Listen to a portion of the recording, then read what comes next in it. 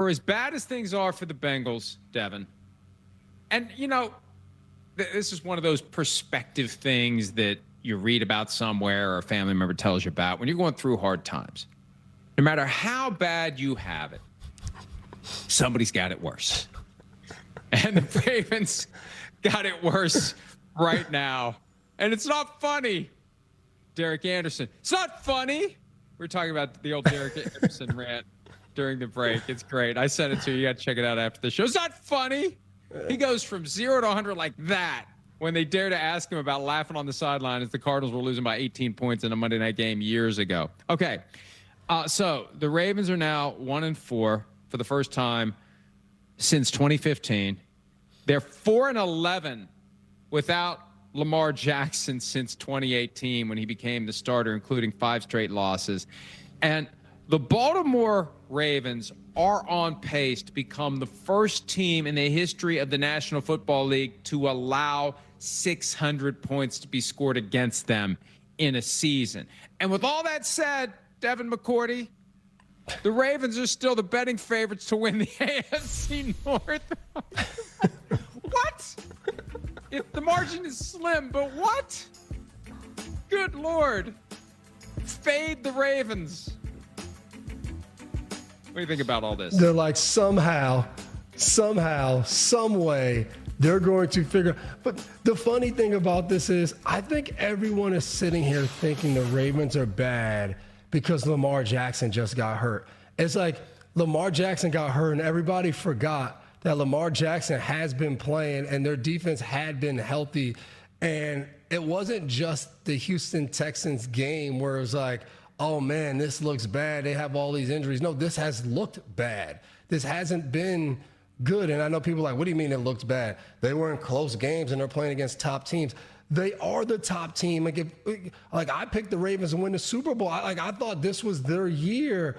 And again, it annoys me when people say, well, they're losing to good teams. They are the good team. Like they're supposed to beat these teams. Like we're not supposed to sit here and say they lost to the Detroit Lions. They lost to the Buffalo Bills. Like, no, we expect them to win those games. So again, I said it Sunday night. I think that's it for the Ravens. I don't see them making the playoffs.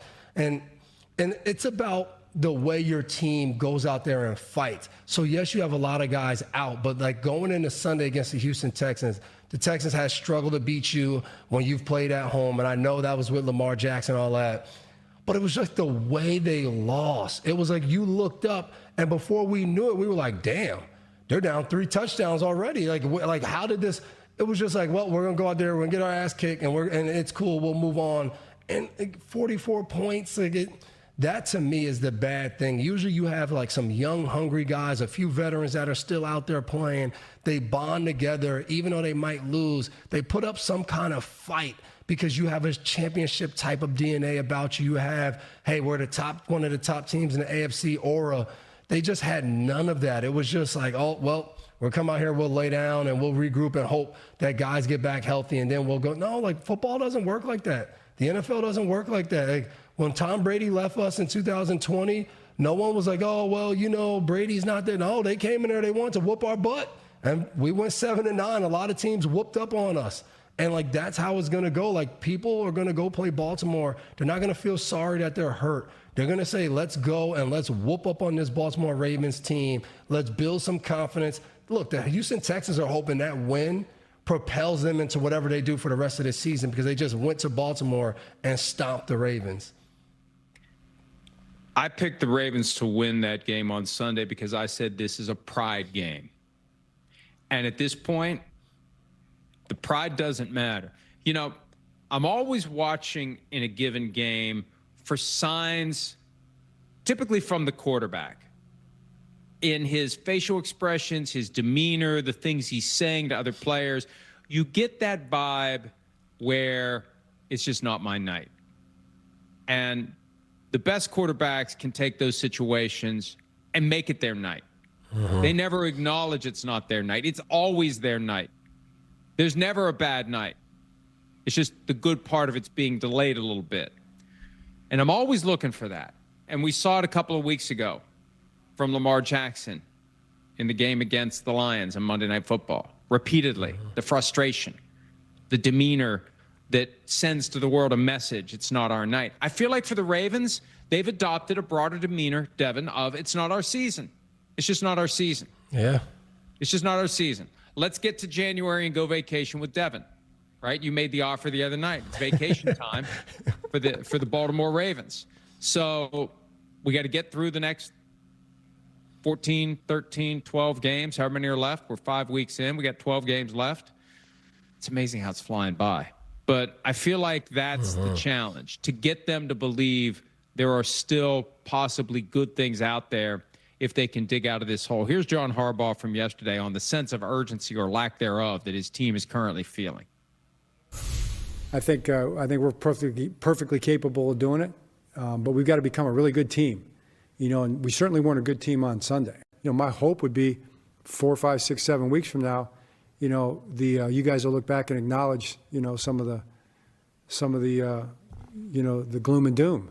But I get it, because that's how it feels to us too. So if you're asking me, do we have a sense of urgency? It's like, I promise you, Charles, these guys, all of us have a massive sense of urgency. And we have had a sense of urgency. It's not like all of a sudden we're like, oh, we better get our act together. It's like, no, it's been that way every single day, in our building. That's how guys are approaching it. So we haven't turned it, we haven't reaped it yet, but we're gonna fight for that. It's funny, he was drifting toward that thing that always drives me crazy, that when a team that was bad suddenly becomes good, they get mad at the people who pointed out they were bad when they were bad. It's like, sorry that you were bad and we noticed. But he was kind of like, I hope in 6 or 7 weeks we'll be able to stick it in your face that you're calling us bad because, wait, we currently are bad. He ran the numbers in his head and realized, I can't do that.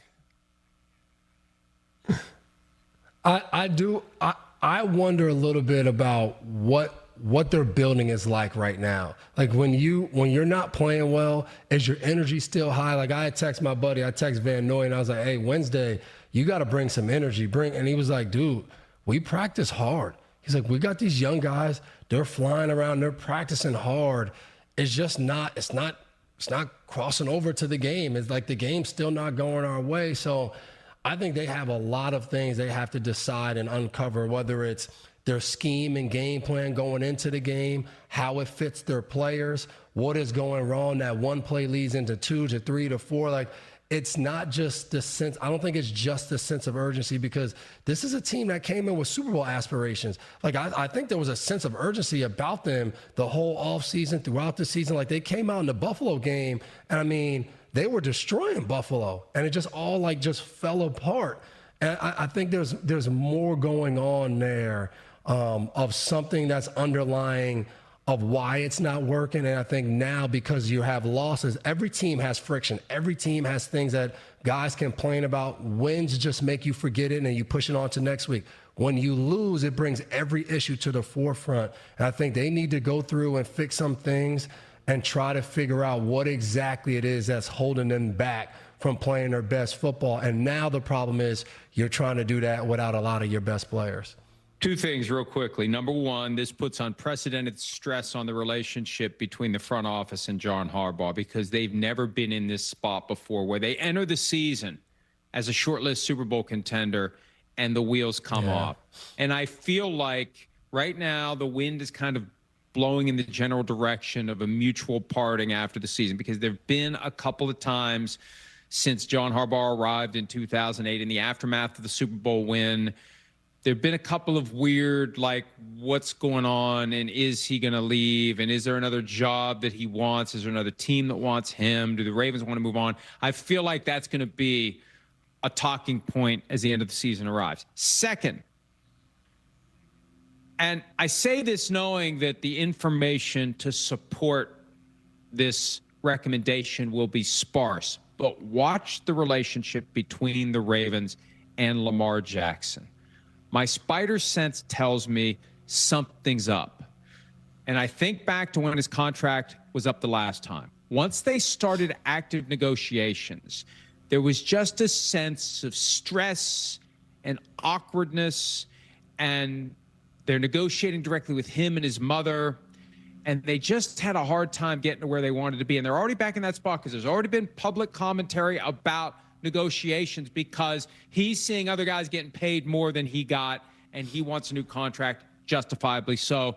And the Tyreek Hill example is all we need to know that you got to get what you can while you can. But I say that, Devin, because when you throw on top of it some of the evidence that came out this summer with the collusion ruling and some stuff in there that, you know, Lamar Jackson would prefer didn't get out for public consumption. If it was up to him, nobody would even know how much money he made. He doesn't want anybody to know anything about his business, and I respect that.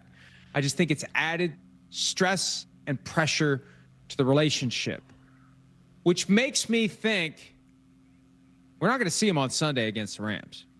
He's not going to play until that hamstring is absolutely, positively 100%. It's just like the stuff that was going on late in the year in 2021 and 2022. He's not playing. He's not playing in the playoffs. Why isn't he playing? Because he's injured. Well, injured guys play. Not injured guys that don't have the financial security they want. They don't. And I'm on Team Lamar when it comes to that. I'm always with the business decision. Make the thing that's smart for you. But I'm saying watch that, Devin, because I think that, but just my gut tells me there's something there. There's something there that's contributing to this vibe the Ravens currently have. The weird thing for me is, why is it so hard for them to get this Lamar? Like, he's one of the guys. He's two-time MVP. The first time doing a contract negotiation, it was difficult. The teams that are good year after year, they figure out their quarterback situation. They have a good working relationship on figuring out the contract, and they just move on. Like, we think about Josh Allen in Buffalo. We think about Patrick Mahomes in Kansas City. I feel like we rarely hear anything about this, and they just move on. They do his contract, do their contracts, and then, hey, let's go play ball. Let's put the best team around you and try to go win a Super Bowl. Well, because Lamar wants what he wants, and the Ravens want to pay what they want to pay. One of the things that became obvious from the collusion grievance, the one that Pablo Torre found, he and I were kind of working together, challenging each other. They're hiding this thing. Why are they hiding this thing? And we finally get it. One of the revelations in there, when Eric DeCosta, the GM of the Ravens, made Lamar the offer that he ultimately took, DeCosta thought he was going to say no, because Lamar was hell-bent on 5 years fully guaranteed like Deshaun Watson got.